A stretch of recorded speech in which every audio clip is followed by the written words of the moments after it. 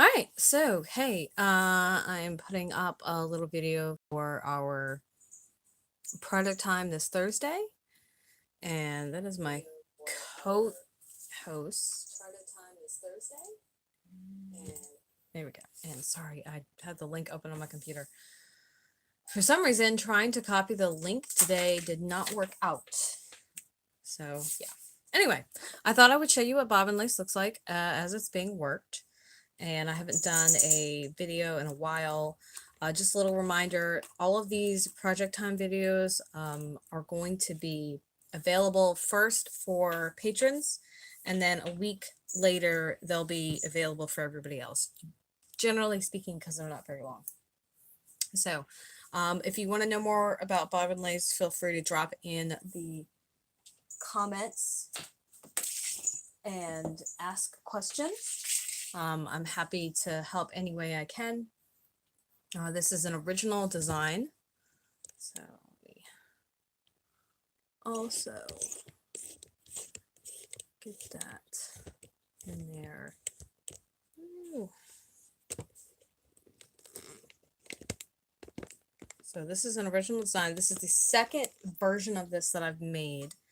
And if you want to see what it looks like without pins, show that to you. And if you check out the post, I'll update it after I'm finished with this video. Oh, with a picture of this, so it's static, so you can see it. But this is what it looks like after it's done. This is just done in the lace portion. I still have to do findings and put some hardware and stuff on it. But anyway, so I've got all my bobbins loaded and wound. They're all pinned because I wasn't working on it. And I'm going to go ahead and start now, I think. Okay, so the first things first, the way I've been working this is I've been working the middle portion right here and then working each of the sides. We're down to the end of this, so let's zoom in a little bit. I have a lot of stuff on my desk too.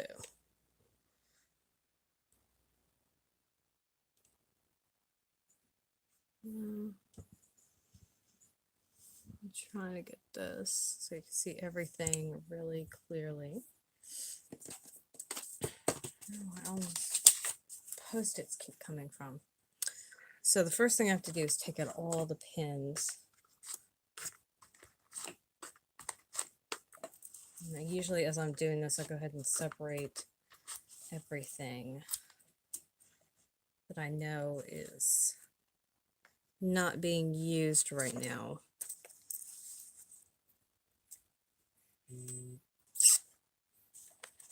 And the squeaking that you will occasionally hear is from the type of pillow I have. It is foam, and it's just apparently the sound it makes, which is super weird, but whatever, I guess.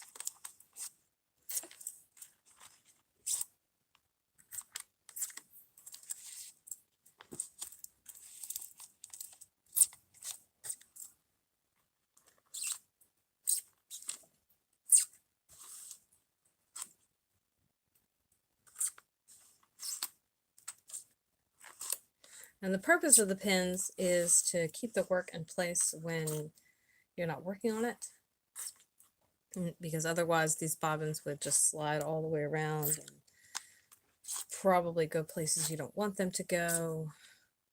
And while it is possible to just go in there and untangle them, it does take some patience, which luckily I have in spades. And I just realized that speaking of pins, I need to get my silk pins out. So these are the pins I use. They're steel silk pins. They're pretty long, I think. I've had longer pins, but it's a nice good sized pin. It's got a very tiny head on it, so it's not obtrusive. I'll go ahead and put a few of these in here.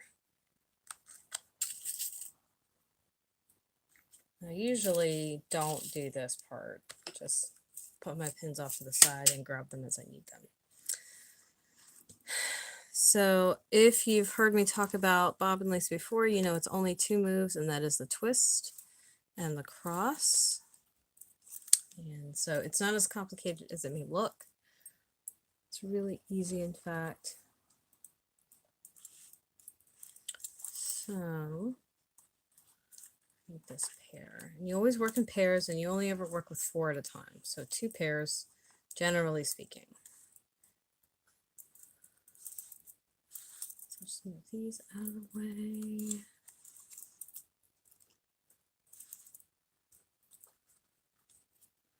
Because I pull my work super, super tight, I have to adjust it here and there. So it's a cross, or it's twist and then cross, and cross.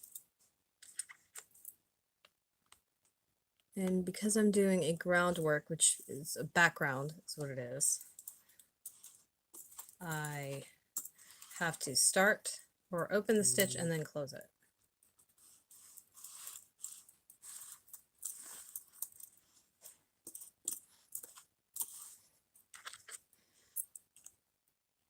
I actually learned to do this in October or September. Yeah, September.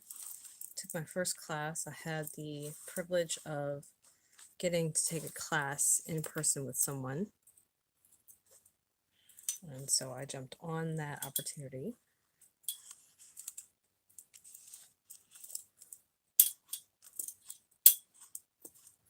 And these bobbins are spangled, which means they've got this little beaded bit on the end, which is just to make them fancy and pretty, really. But it's also handy if you are working where you have it's called a GIMP, which is an extra cord, or you need to mark certain places, or if you're working just all in one color, stuff like that.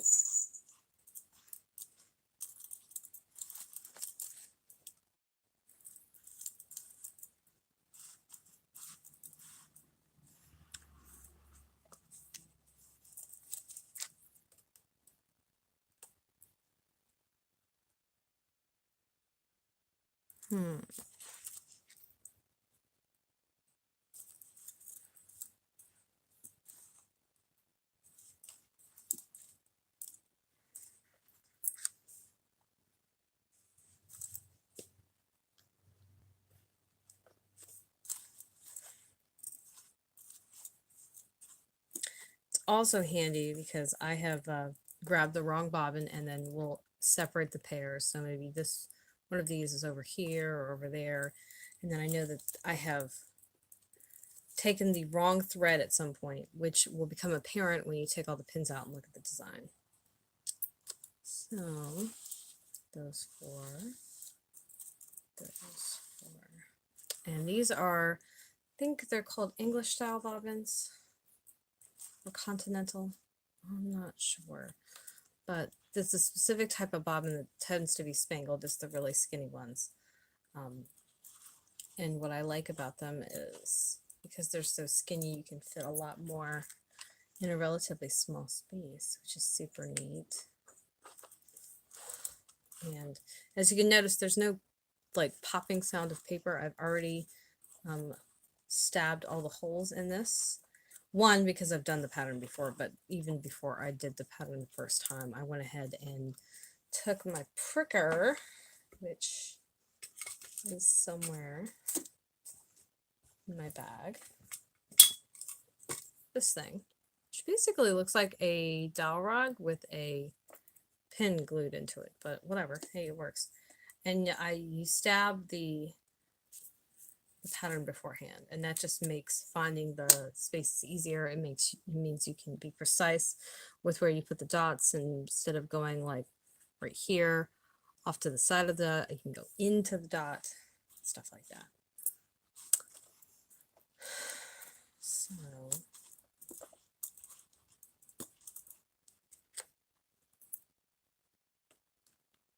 I tried to look at everything that I'm using today, making sure that it is all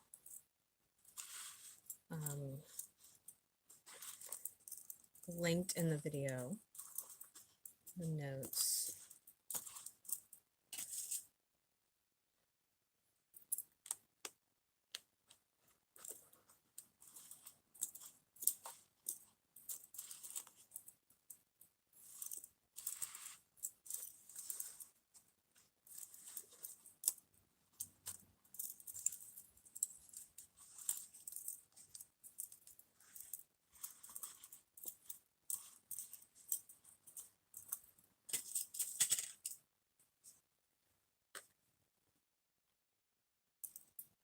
Oh, there goes a pin on the floor.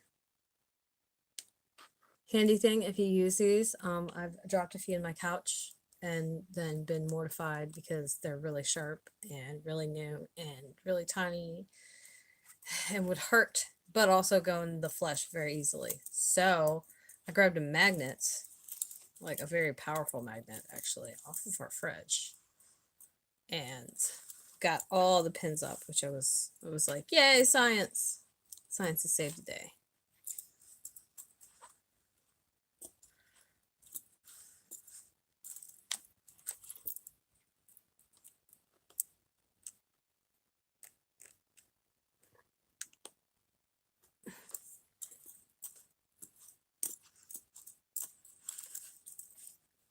What I'm probably going to do is at some point, if I don't finish this on the video, I will go ahead and take another short video and put it on YouTube, or not YouTube, gosh, what is it? Instagram. Yeah, there we go. So do that one.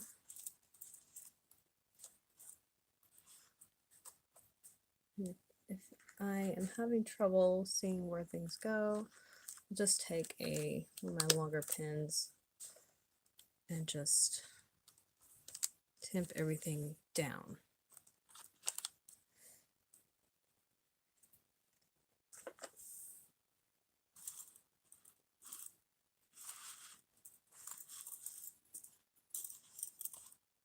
It made this interesting little kind of tapping noise too.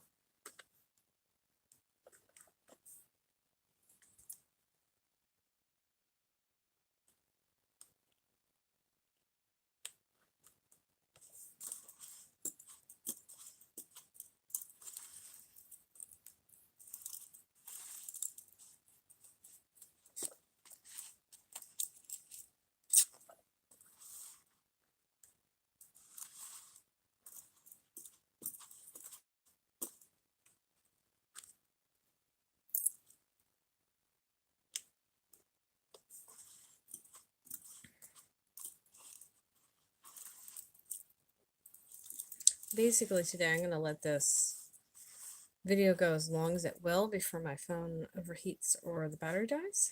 We'll just see how long that is.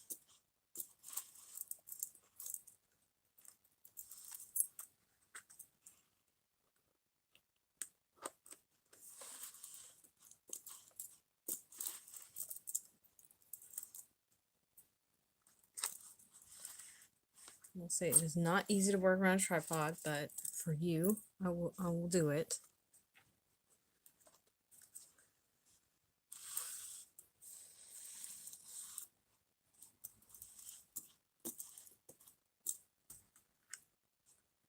I'm looking forward to getting back to doing more videos like this and doing longer ones this time.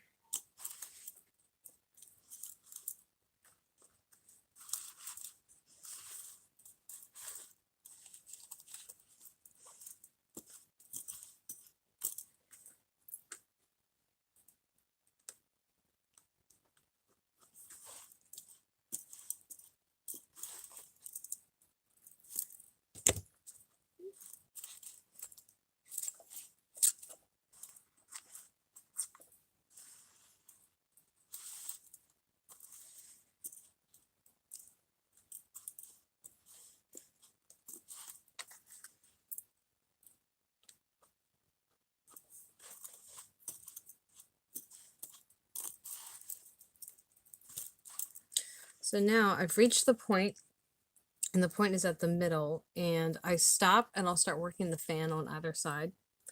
And I do that because if I start incorporating these bottom pieces right here, these last dots on this row. Those strings have not gotten there yet. And so I usually get about halfway down the accessory motifs to make sure that I have room. And then we go from there. And the cool thing about these butterfly pins is because they're a different color and they stick out more, I'm able to easily identify stopping points. So these are the 4 middle, and I'm absolutely not going to work these. But these are going to get incorporated into the fan design. And as you can see here, these bobbins right here, these two, are a little shorter, actually a lot shorter, like by a whole inch, than this one right here. And this is called this particular one is the weaver pair, which is why it has a lot more thread on it than any of the others. And there's another weaver pair right here. And that's because that thread will get used up a lot faster and a lot more than these passive pairs. So the first thing I want to do is tighten this thing. I'm going to put this up here. And now I'm going to do the same stitch, but I'm going to work it a little different because you see there's all this space right here and the dots, and that's going to work up a specific way.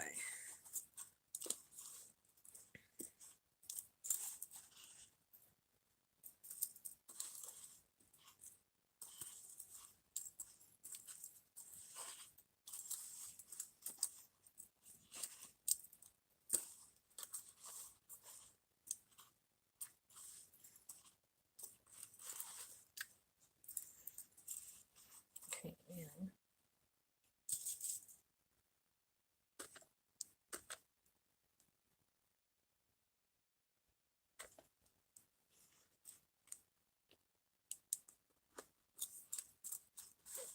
and because I put a pin here, I'm going to go ahead and close this stitch.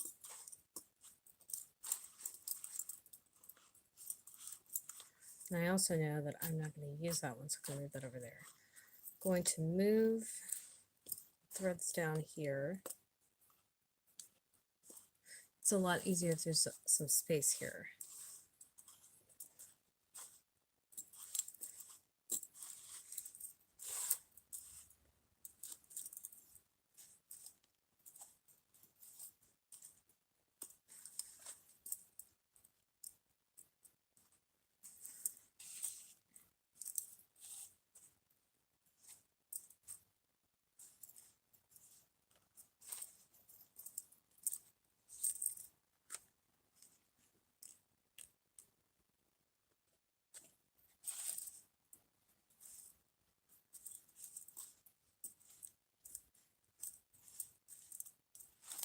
And everywhere you see a pin, you basically have to stitch. There's a stitch above it and stitch below it, and that closes it.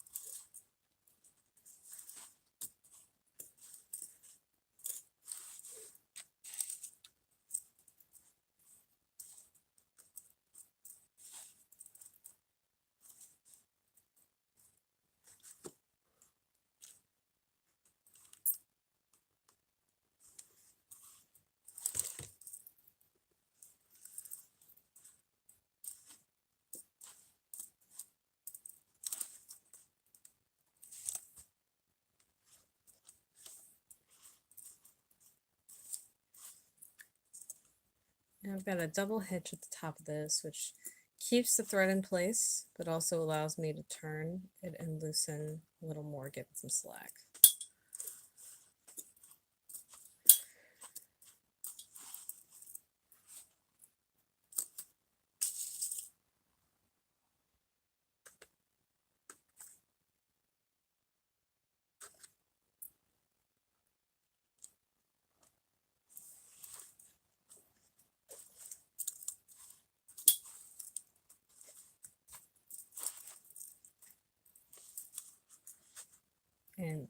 this next pass, when I go this way again, I'm going to work all the way through all these pairs, plus this last pair that I didn't touch before. So I'm going to go ahead and move this pin out of the way.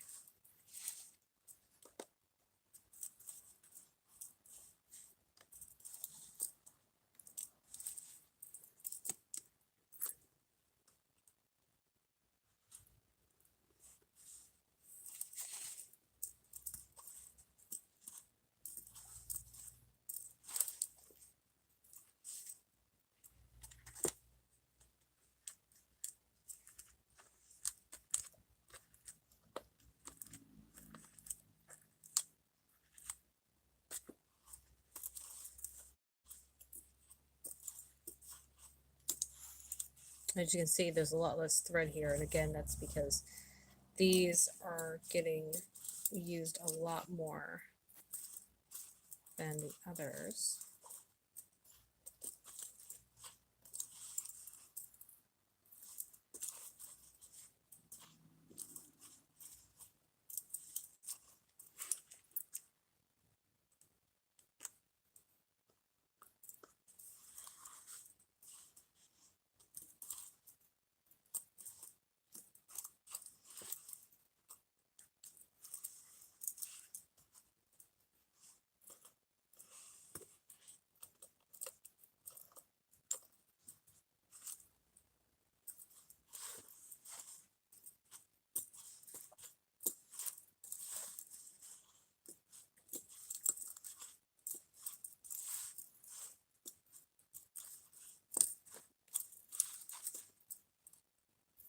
And you notice I've got this cloth here that protects any of the unworked pattern, which this is actually at the very end of it. But it also protects the fabric of the pillow, because all of this rubbing and rolling back and forth of the fabric would eventually cause it to wear through. And so having a barrier between, it's like clothes for your pillow.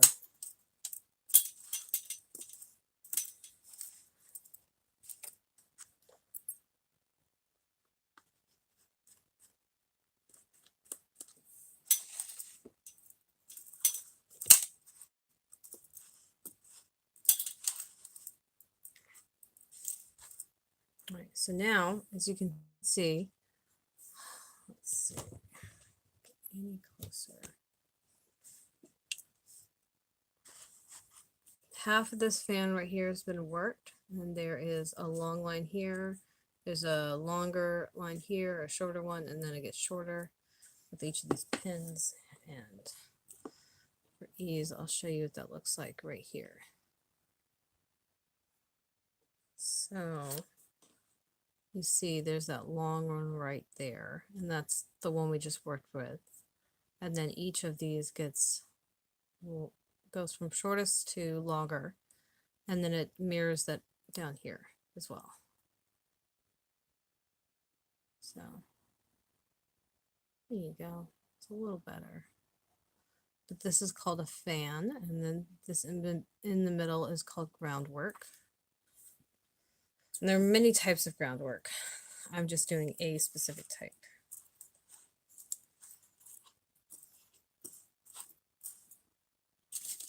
Or a specific design of groundwork.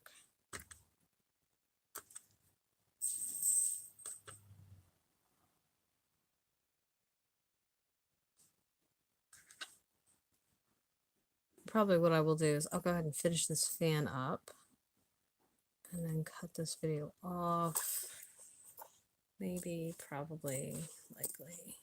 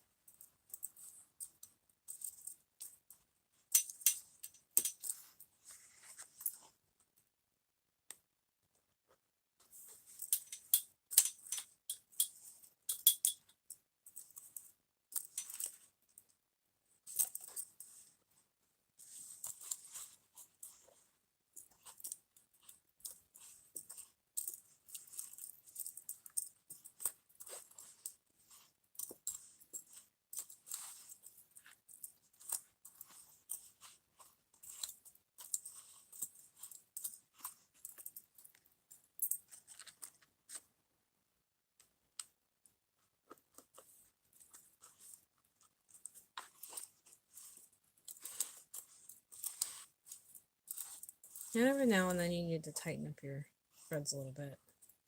Just need to be careful not to pull too tightly.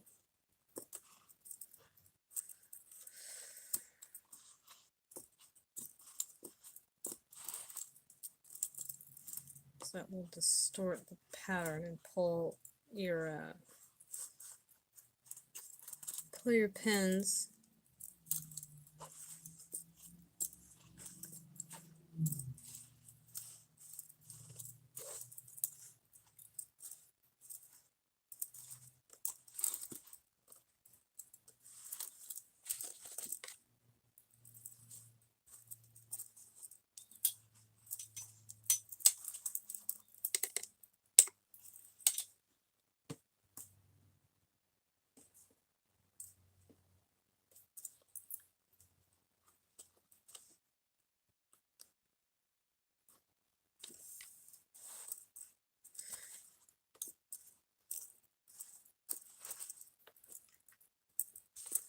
And there you go. So I've gotten to this point here with the groundwork. Did another fan, and I would go and do the next fan on the other side. And actually, we can work for a bit more. So now I'm going to move all of these over. And as you can see, I've got this one singular butterfly there. And sometimes I like to turn my work so that it's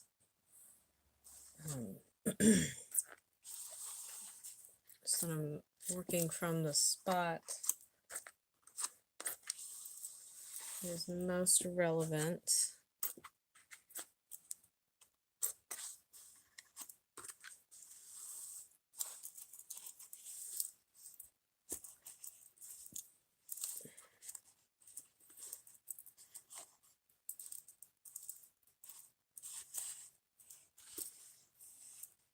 Again, I'm going to go ahead and tighten that one and work through 3 pair.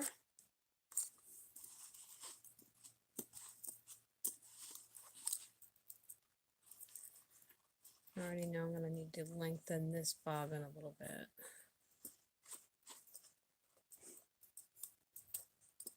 You also notice my pillow is a bit at an angle, and that just makes it easier than if it was flat to work from.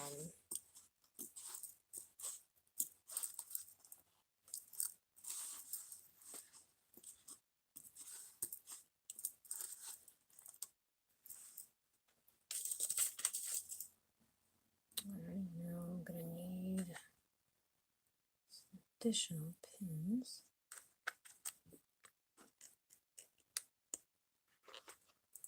And another thing about these pins, I like to leave all my pins in. I have about 500 of these, give or take. I have one that was just bent when I got it, so 499. And then I may have misplaced some pins, so still, I have at least 300 left. That's a lot of pins. For something small like this, I don't need to take the pins out. But you're welcome to take, you can take the pins out and just leave some on the edges, at the very top. You could leave some in strategic points, depending on the kind of design you were doing. Whatever makes sense.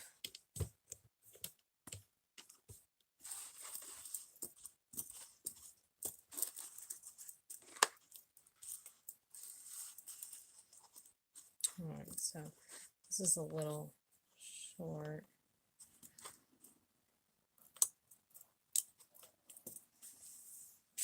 Take the sweater off real quick.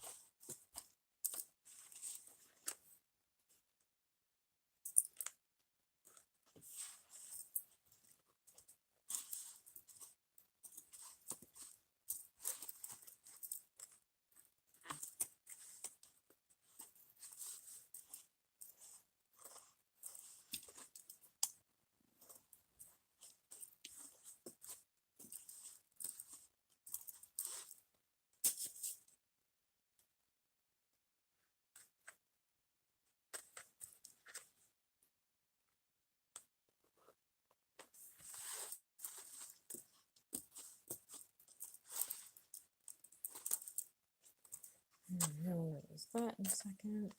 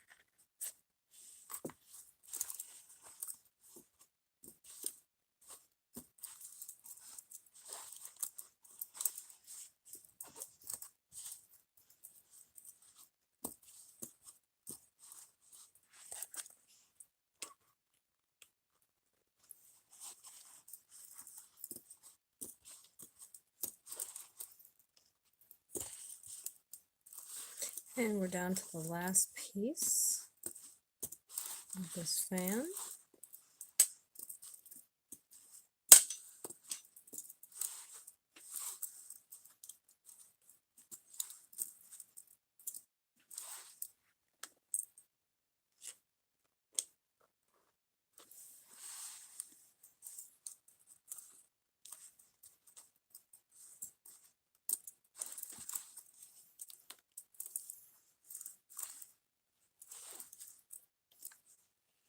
Let's move some of these strings over.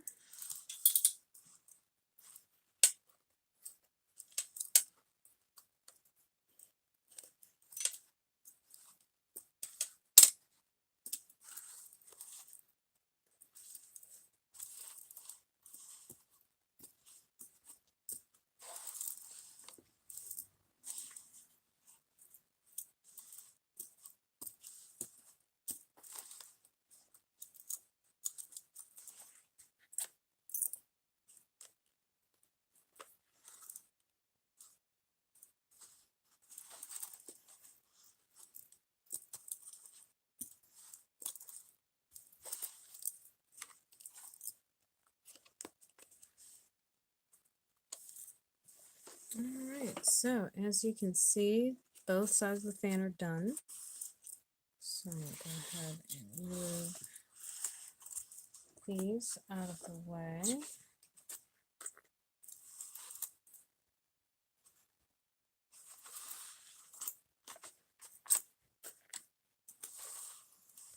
And so now I will start going down and filling in the center, and that means I'll be adding a pair from each side as I go wind back and through the row.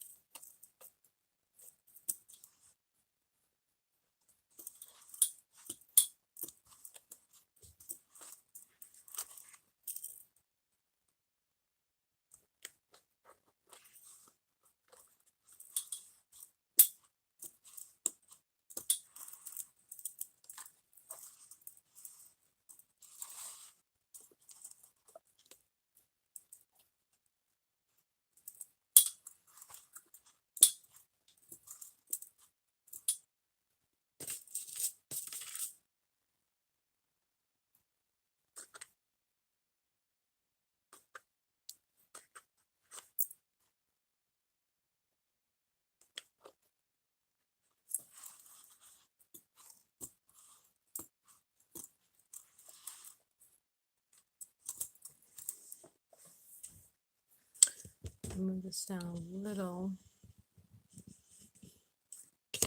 closer.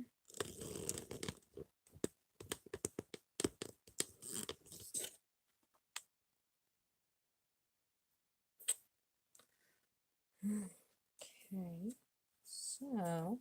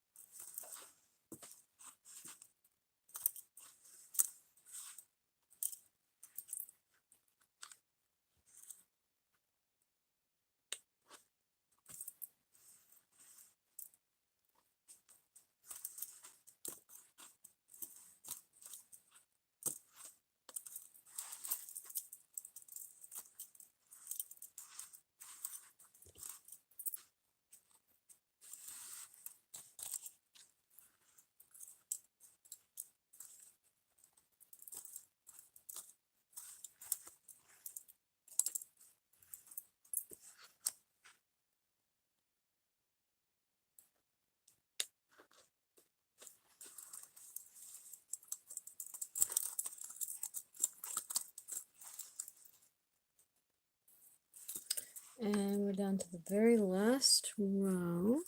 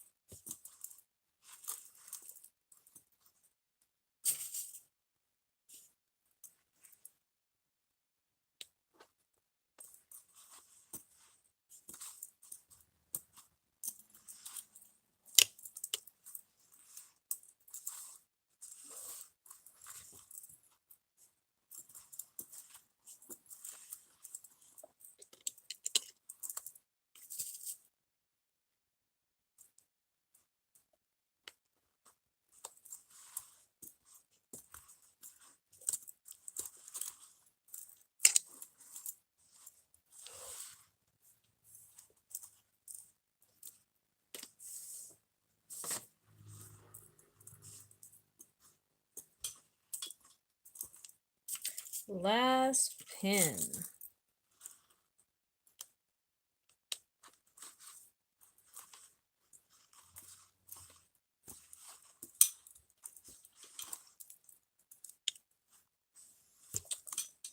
And so there we go.